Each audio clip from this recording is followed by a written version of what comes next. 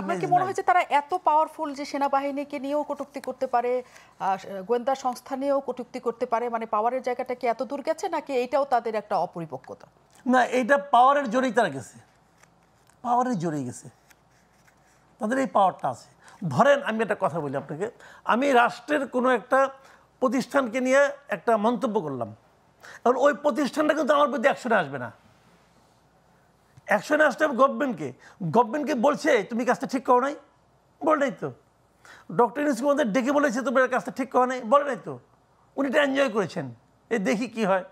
ওদেরকে বলছে দেখছো তো পোলাপান দিয়ে তোমাদেরকে বেইজ্জতি করাইলাম, সিম্পল। উনি এটা করেছেন।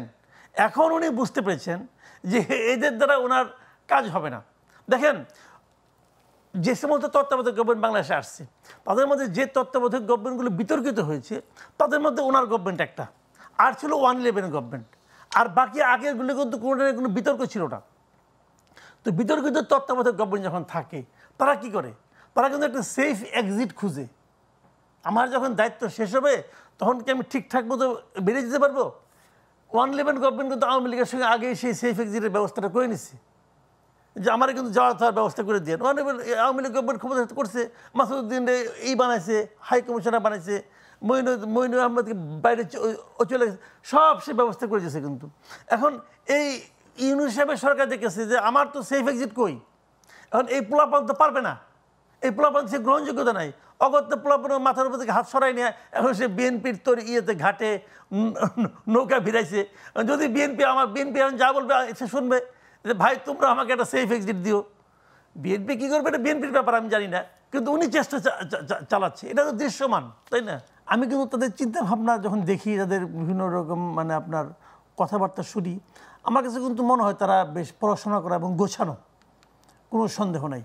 তাদের মধ্যে এক ধরনের অসহিষ্ণুতা কাজ করেছে, এটা হলো আমার বিবেচনা আর কি।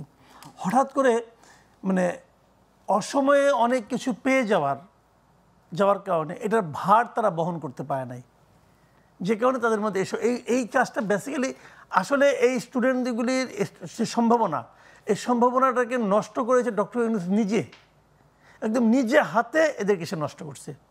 এবং উনি নষ্ট করেছেন ওনার স্বার্থে, ওনার ব্যক্তিগত কিছু স্বার্থ ছিল, সেই স্বার্থে এদেরকে ব্যবহার করেছে এবং এদেরকে নষ্ট করে দিয়েছে, একদম শেষ করে দিয়েছে। কি স্বার্থ ছিল ডক্টর ইউনূসের? অনেক স্বার্থ। দেখেন, একটা হলো মানে জাতীয় ওনার ব্যক্তিগত স্বার্থ, এক হলো আন্তর্জাতিক স্বার্থ।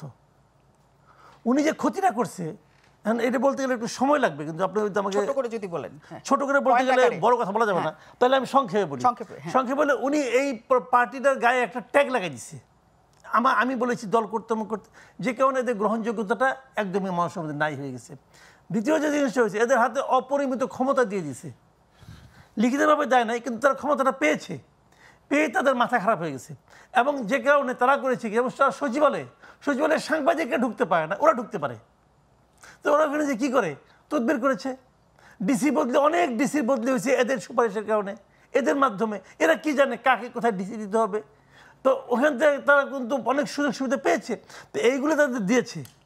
তাহলে ট্যাগ লাগানোর কারণে জনগণের কাছে তারা বিচ্ছিন্ন হয়ে গেছে, আর এইগুলির কারণে তারা তাদের চরিত্রটাকে ধরে রাখতে পারে নাই, যে কারণে এই সব মিলিয়ে সাধারণ মানুষের কাছে তাদের গ্রহণযোগ্যতা কমে গেছে।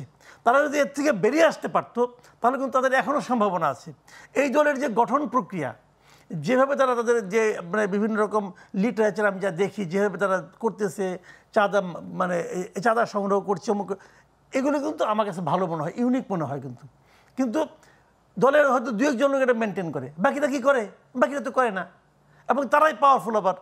কাজে এই সব মিলিয়ে সাধারণ মানুষের কাছে তাদের কোনো ভালো